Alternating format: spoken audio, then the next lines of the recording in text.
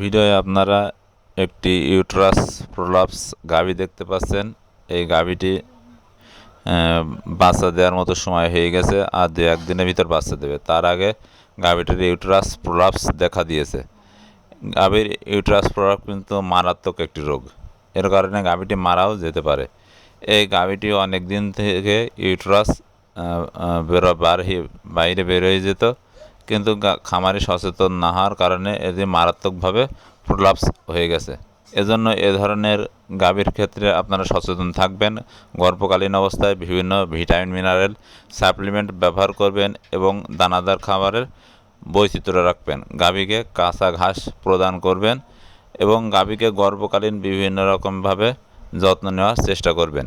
এ ধরনের সমস্যার সম্মুখীন হওয়ার সাথে সাথে একজন অভিজ্ঞ ডাক্তারের পরামর্শ নেবেন। এতে আপনার গাভী ও আপনার খামার ভালো থাকবে।